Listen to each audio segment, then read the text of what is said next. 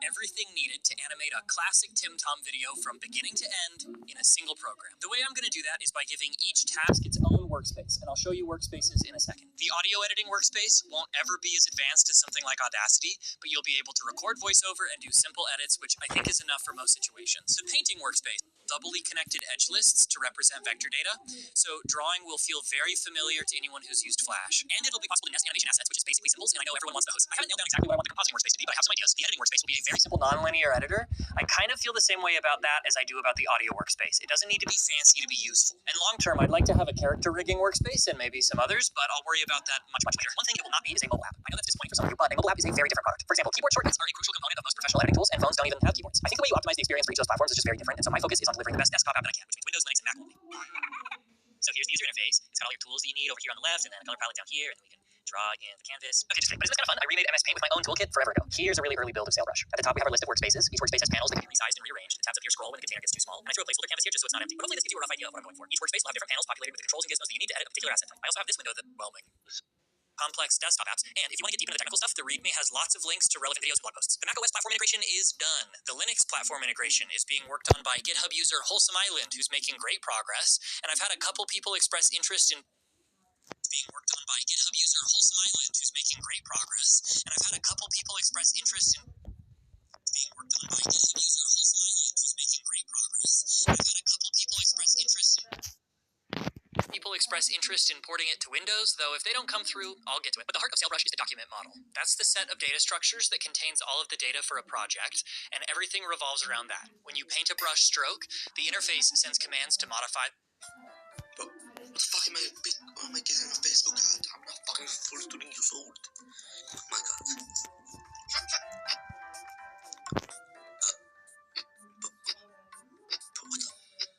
It's the fucking pole, and I feel invisible at it or something. A hexagon. What? I'm not taking my brush stroke. The interface sends commands to modify the document model. When you save your project, everything needs to be serialized out of the document.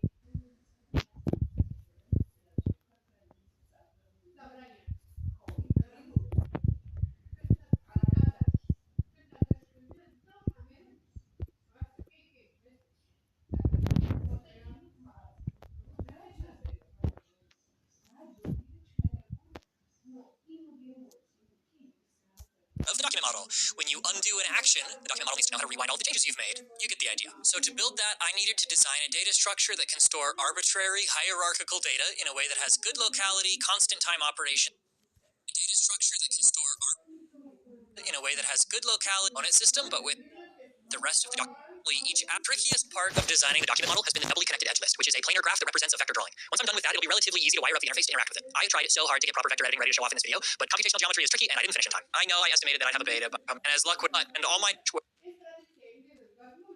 You might be thinking that me giving you advice on pitching a show is insincere or not applicable because of that. But listen, there was still a whole lot of work that went into my pitch for a TV show, and even with all my subscribers, statistically, I still got turned down way more times than I got picked up. If Netflix is just greenlighting everyone with a big sub count, then why doesn't I Do the Thing have a show, huh? Why doesn't Mr. Beast have a Netflix show? Oh, actually, he's doing just fine. By the way, if you are someone with a lot of subscribers, have a Netflix show. Oh, actually, he's doing just fine.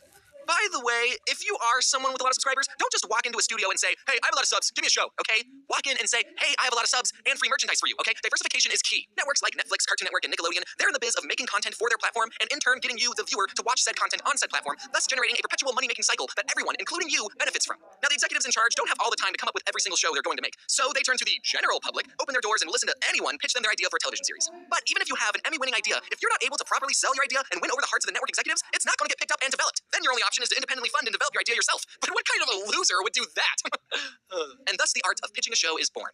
You can honestly teach a whole class about this. Now, obviously, you can't just walk into a studio empty-handed. All right, big idea. What if we do a show where there's a talking alligator, right? And he's like, yo, what?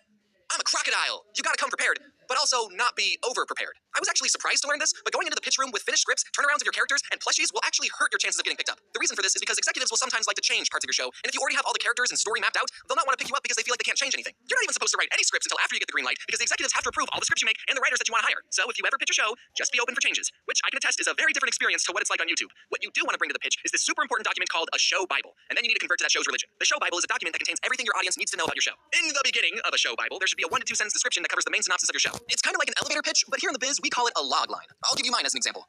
When James's parents move them to a tiny desert town where eccentric scientific minds have been brought together to do unfriended experiments, James finds himself surrounded by the children of these scientists and the offspring of their experiments. The result? Unlike in his last town, James is no longer the oddest kid around. I don't know if the show's been out by the time this video comes out, but we kind of lost the new in town theme. Like I said, the executives want to make changes. After the logline, you write a page-long backstory where you go more in depth with your idea. Answer questions like, who are the characters? What are their goals? Where do they live? Just general stuff, because after the backstory page, you're going to write all about your characters. This is the part of the Bible where you can just go balls to the wall with details and description. Who, how, and why are your characters? What are their wants, needs, fears, flaws, likes, dislikes, and general personality traits? These are important traits to think about, even if a specific detail isn't going to be reflected in the show. Like in my Bible for the crocodile Max, some of the things we said he liked were the rain, raw chicken, and laying on warm rocks in the sun. Now, I don't think you got to enjoy a single one of those things in the show, but these are the types of questions you have to answer to get the clearest idea of who your characters are. You should also include drawings of your characters. This can help show their personality and body language, but just keep them to doodles, because again, they're subject to change. Next, there needs to be drawings and descriptions of specific locations that the characters spend a lot of time in. This will help show the overall world and tone of the show. And lastly, I know it's long, that's why it's called a show Bible and not a show pamphlet. You need to write out page-long episode ideas, not scripts. This will show the executives what a typical episode would look like and the direction and tone you want to go with the show. Honestly, there's so much that goes into a show Bible. I'm really only scratching the surface. If you are genuinely interested in pitching a show, or even a little interested in cartoons, then I would highly recommend looking at other show Bibles online for inspiration and how they should be formatted. In pitching a show, or even a little interested in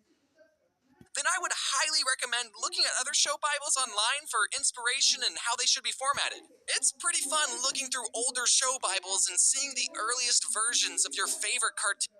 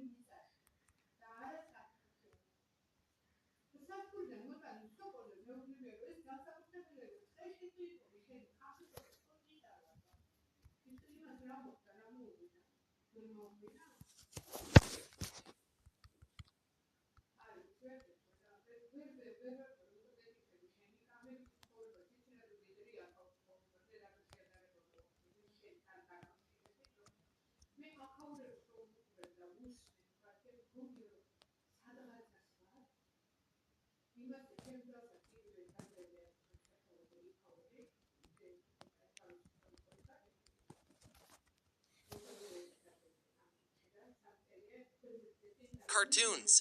This is what Mermaid Man and Barnacle Bill were going to look like. I mean, look, isn't that cool? Unfortunately, you can't just hand an executive your show Bible and silently wait for them to finish reading it. You also have to energetically and flawlessly pitch your show. Executives listen to like 9 pitches a day, so if you're not selling your show with 110% enthusiasm, they're going to pass right over you. So you have to practice your pitch like your paycheck depends on it. Me and the showrunner I worked with, Ethan Banville, practiced our pitch so many times. We practiced in front of a mirror to our family members. We filmed ourselves practicing and then watched the footage, gave each other notes, and then burned the evidence. We memorized our whole Bible, but despite everything, the first time we pitched, I was still nervous. I had no idea what pitching a show would be like. We brought in our stapled Bible that we typed out on Microsoft Word, and I thought, this isn't enough.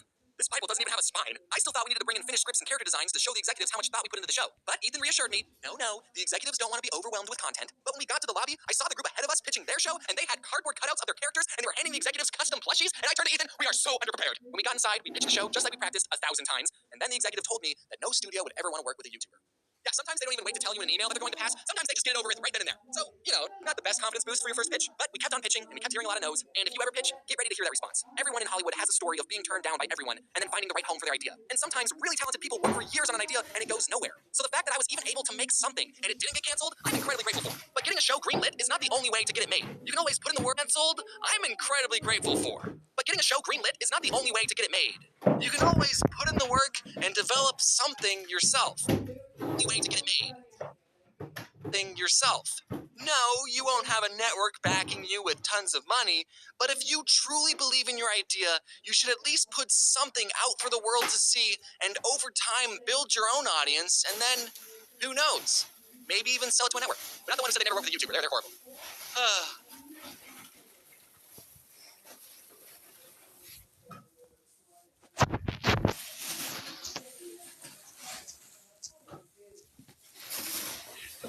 Alex. Gata. Uite, am scolat și atunci, Ce n-am eu, bani.